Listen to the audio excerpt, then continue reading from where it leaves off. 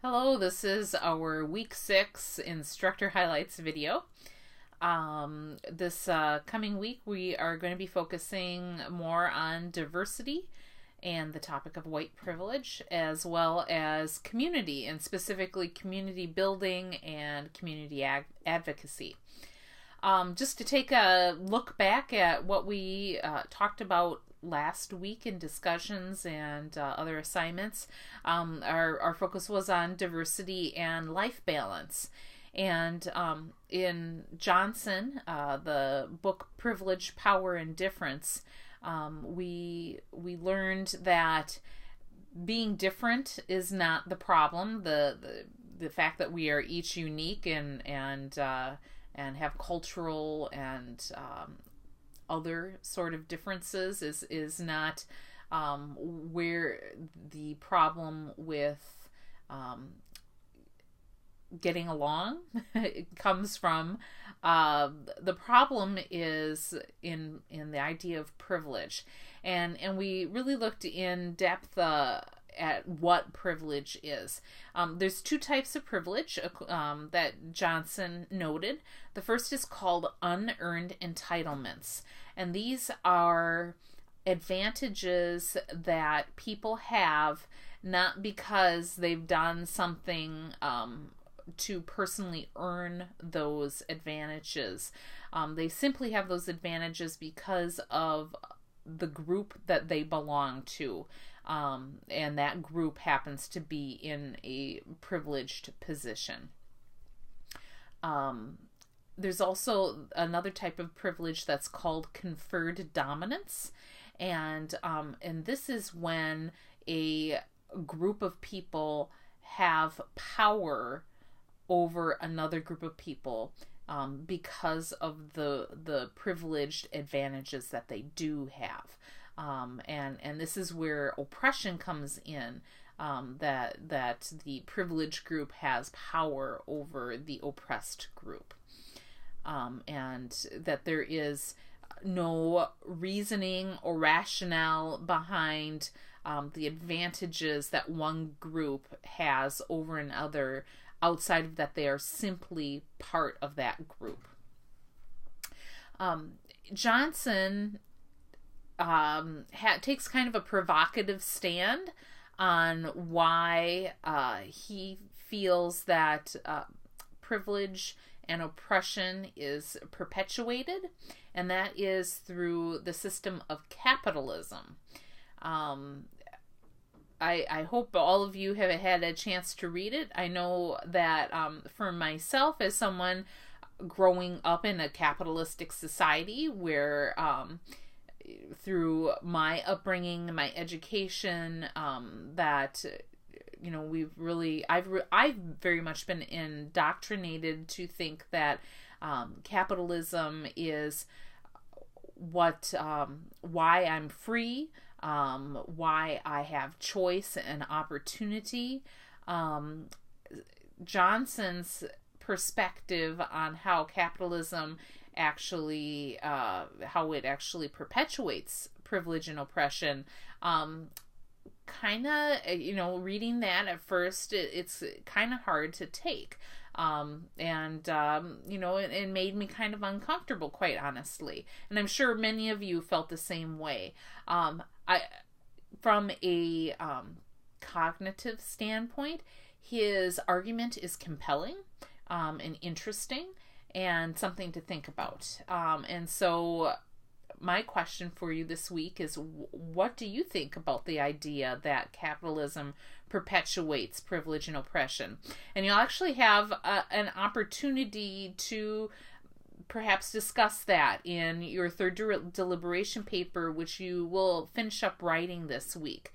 In that research paper, you're researching why you think prejudice and discrimination continues to exist in American culture. Maybe you agree with Johnson that it's because capitalism, and you will talk about some of the examples that Johnson offers on how capitalism does perpetuate that system.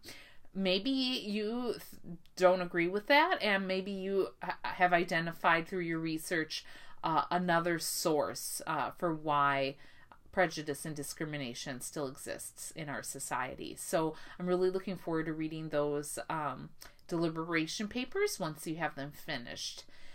And then this last week we had 2 discussion boards on bias, and then our first video discussion board on the mockumentary Whiteface. I've enjoyed reading and participating in those discussion boards this week, and I think it's for me it's interesting as we move forward with the topic of diversity and privilege.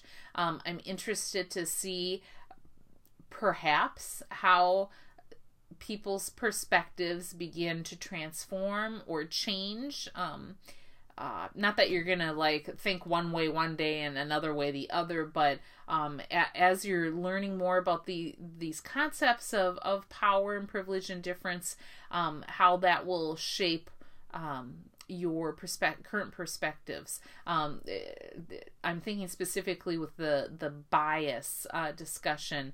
I'm assuming that many people probably had started writing posts before they had completed the writing assignment for Johnson this week, and so it should be interesting to see how things maybe will have changed for you, and that I think that the assignment is placed that way as a kind of as a marker to show, okay, this was my initial thinking, this is where I was at before we started discussing this topic on and with as far as diversity goes, and then you'll be able to identify your own thought change process as we continue to explore this topic of diversity. So that was last week. Looking ahead to this week, like I said, our topics continue to be diversity and community building and advocacy. How do we get along? How do we work for the common good? Diversity will really be highlighted in our continued reading in Johnson. This week you'll finish the book, so chapter 6 through the end of the book.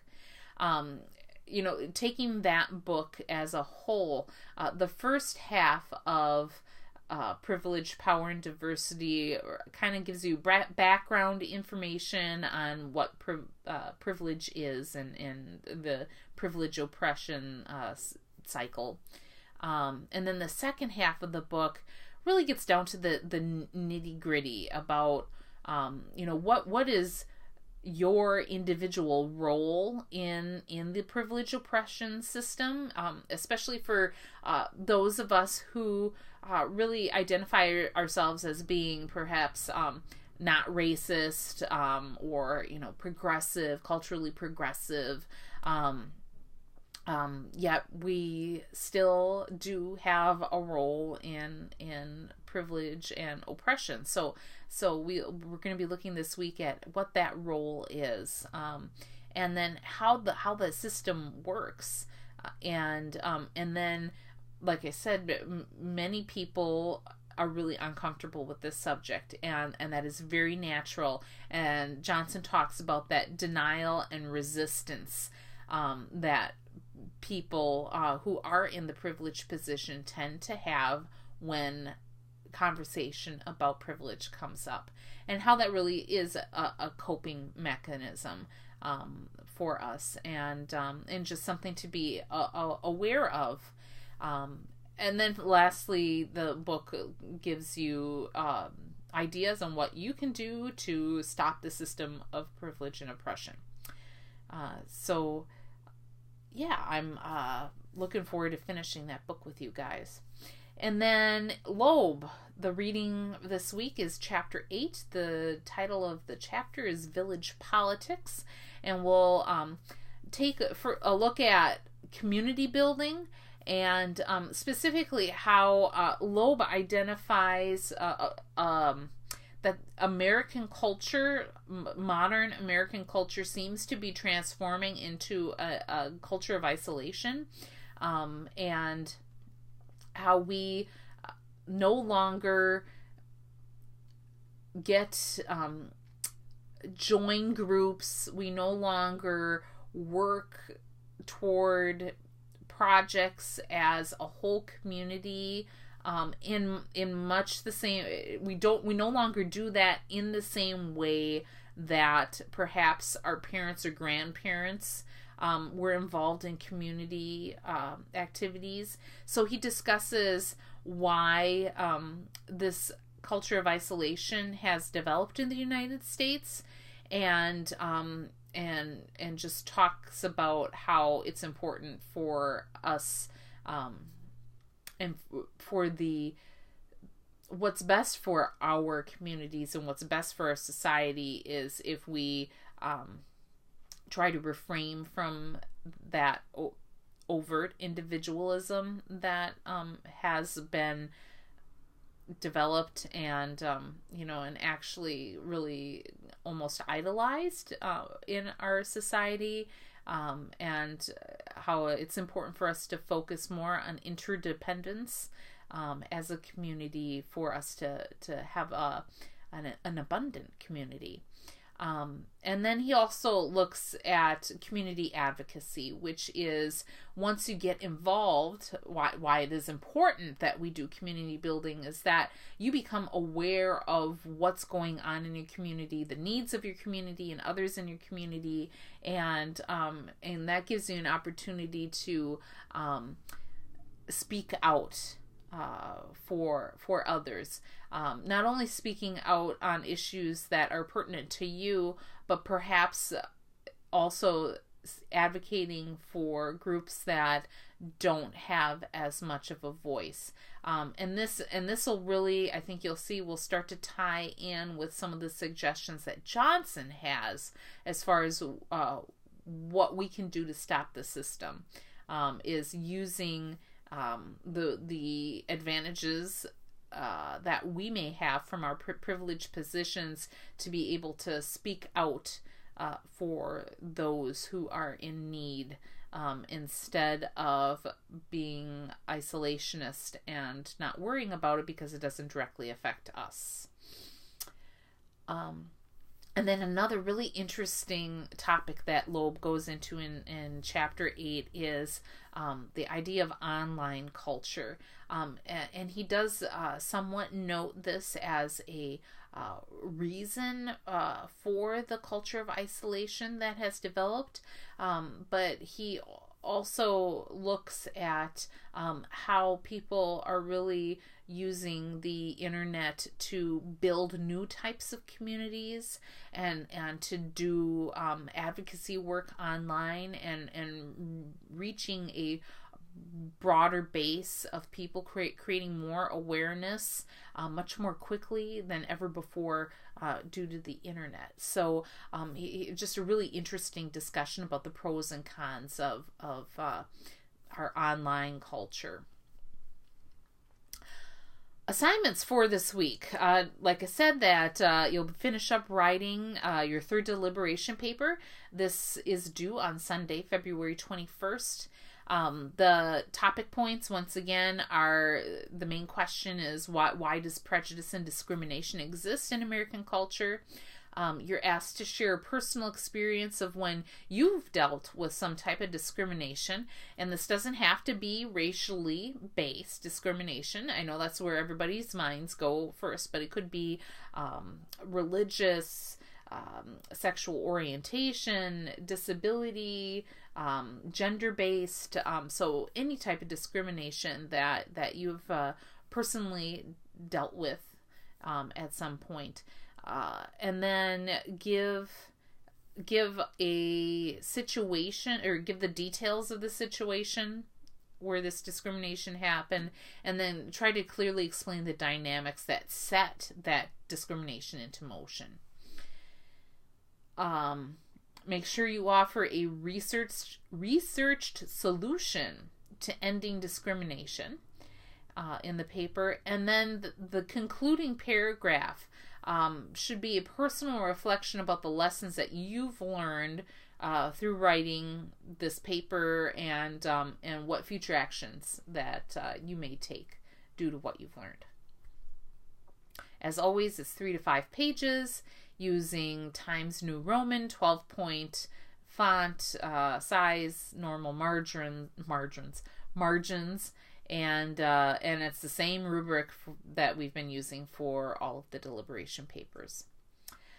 On Sunday, February 21st, you also have the Loeb Q&A for Chapter 8 due. And that's the same deal as always. And then we have 2 new discussion boards this week. The first is a current events discussion board, so make sure you use that rubric. It's on the Black Lives Matter movement. So you're asked to research the movement to understand their positions and strategies. You're asked to tell a story about how you or someone you know has been affected by the Black Lives Matter movement. And if you don't have a story, then imagine how you might be affected. We'd like to know, are you in support of the Black Lives Matter movement or not? And why, for either, if you are in support of that movement or if you're not, why? And then finally, how does the Black Lives Matter movement relate to our study of white privilege? So your ideas on that. And then the second discussion board is a video online discussion. So use that rubric. The video is called Making Whiteness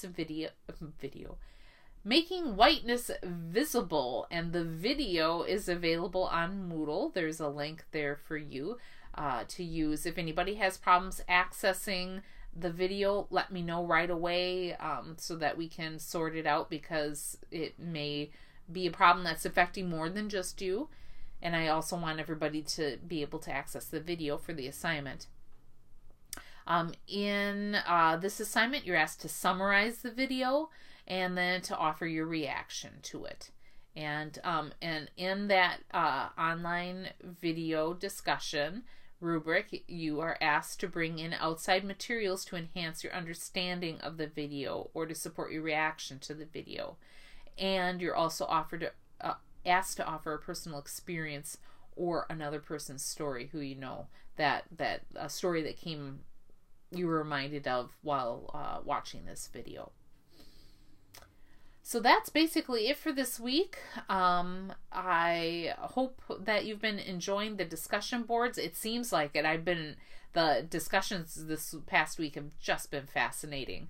And if you have any questions about the third deliberation paper, let me know. This will be the last deliberation paper for this first session here.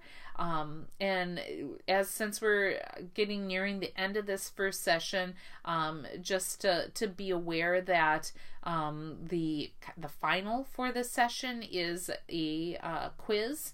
And so really, if you are behind on any of your reading, I'd really encourage you to try to trump up your reading this starting now, so that you are where you should be on schedule with your reading by the time we get to the end of this session, because you'll have just I'll post that quiz and you'll have a couple days to complete it and submit it.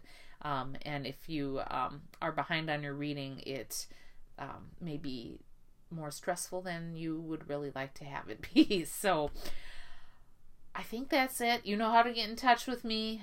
Good work, everybody, and have a great week. Thanks.